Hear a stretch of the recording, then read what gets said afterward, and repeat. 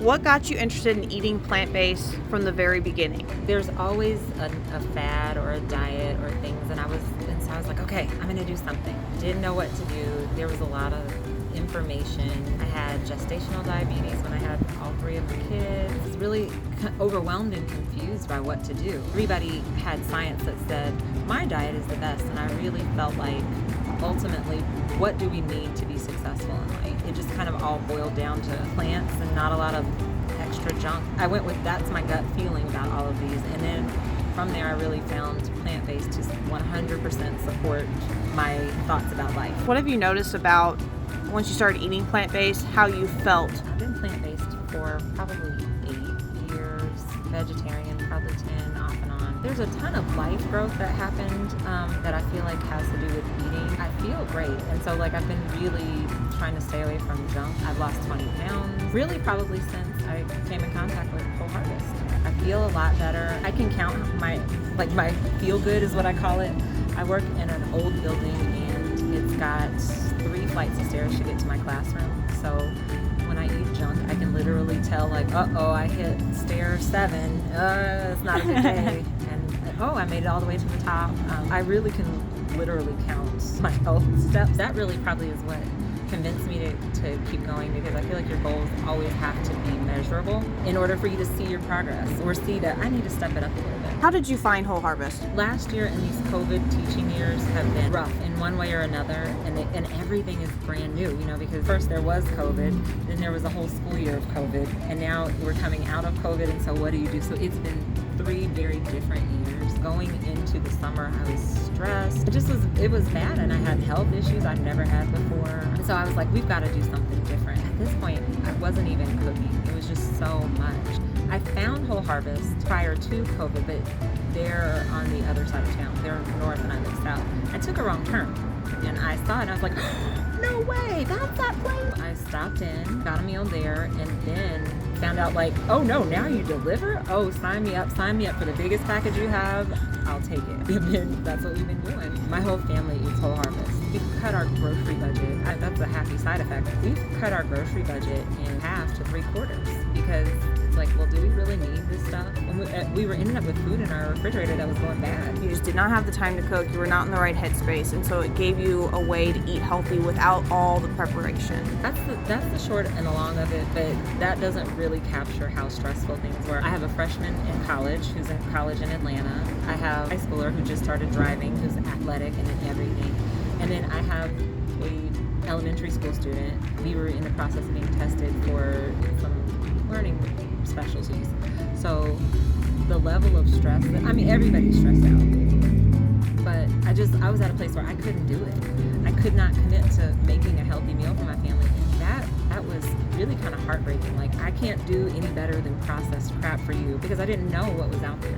I kind of was like, God, please send me something. And I took this wrong turn. I feel like, I don't know what anybody else believes, but I really feel like God put this in my path, because it was just, I can't do more. I can't do any more than I'm doing.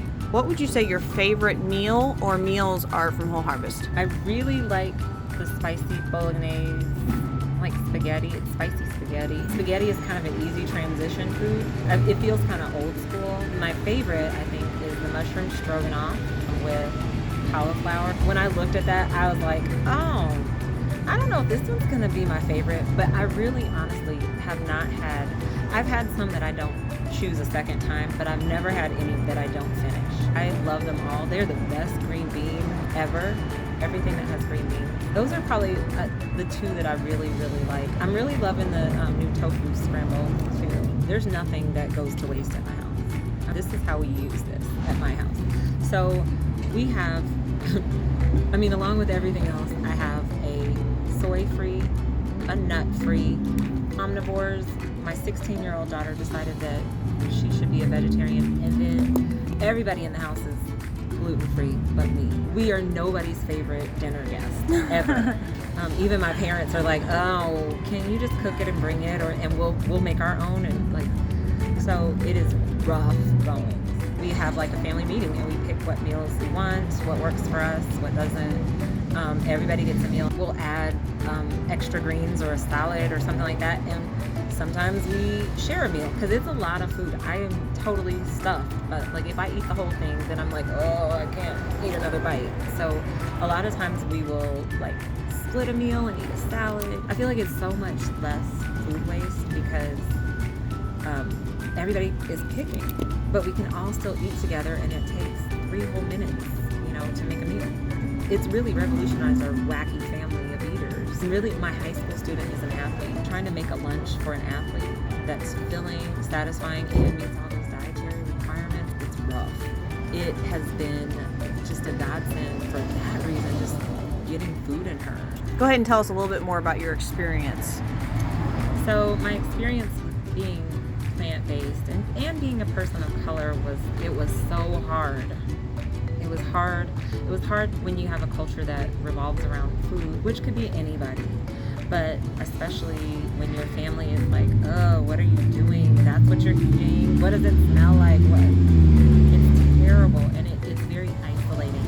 I felt like I wanted to eat in a closet, hide, eat as quickly as I could, or only snack. I'll take crackers or something if we go somewhere.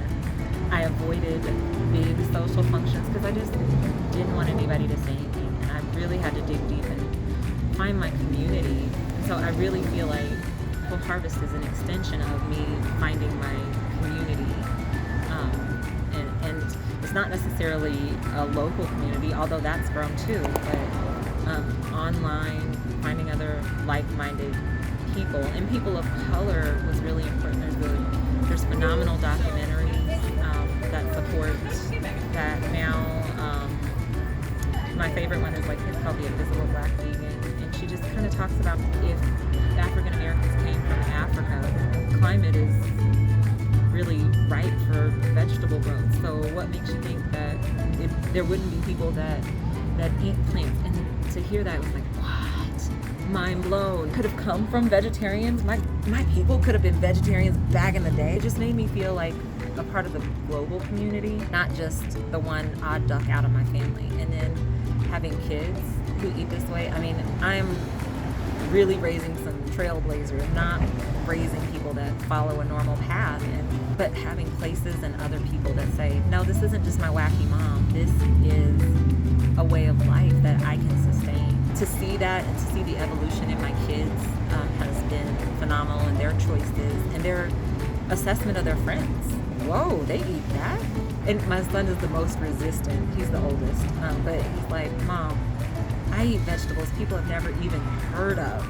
Okay. So do you find, since you've been plant-based for so long, that those same people who food shamed you before, have they become more curious over time, or have you felt like you've had an influence on your family or friends? Oh my gosh. Well, my dad's favorite joke is, I made some vegetables, I tossed some bacon in there. He'd say that like every time we ate together, like every single time. I made some vegetables and they're bacon wrapped, and like the joke is old, but years of that. I won't say that he doesn't still love his bacon. However, my mom is kind of really on board, but he cooks a lot. He's retired, and so she kind of is like, I'm on board, but he's the main cook in our house. For a while, they were at Meatless Monday, and now he's retired, and it's so adorable. He sends me recipes periodically. He can tell me what's in stuff and not in stuff, and thank God he has stopped joking about bacon so much. So that's an accomplishment. Yeah, and so now, like, for the first time with COVID Thanksgivings and everything, for the first time ever, he was like, "Are you gonna cook?" I was like, "What? Oh my gosh, am I gonna cook? What do you want me to cook?" What I was thinking would make an amazing Christmas gift, as they're trying to make more healthy choices, would be like a gift card or something like that. Would be an amazing gift.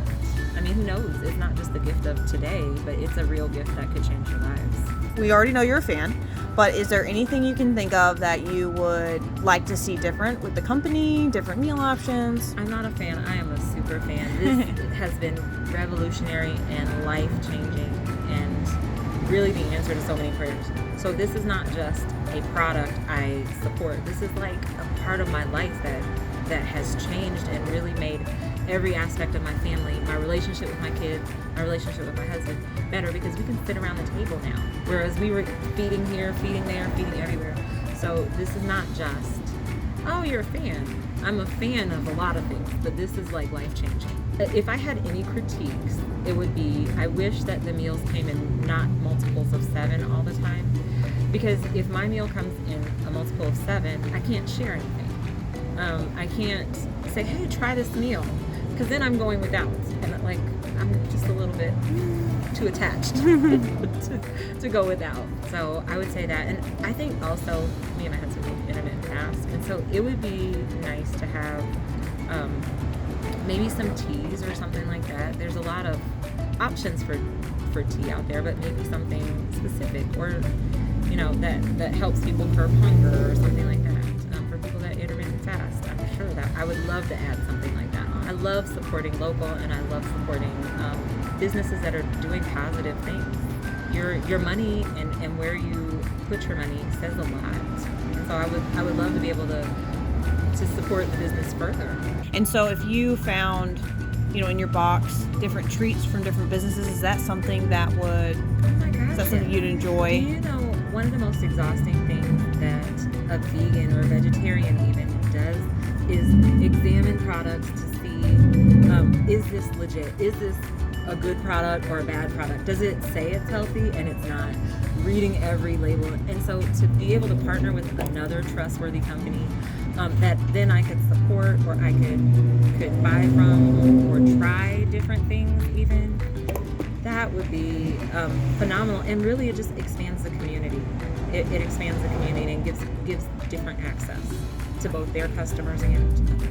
If someone was struggling to make the decision to switch to plant-based or have just transitioned, what piece of advice would you give them?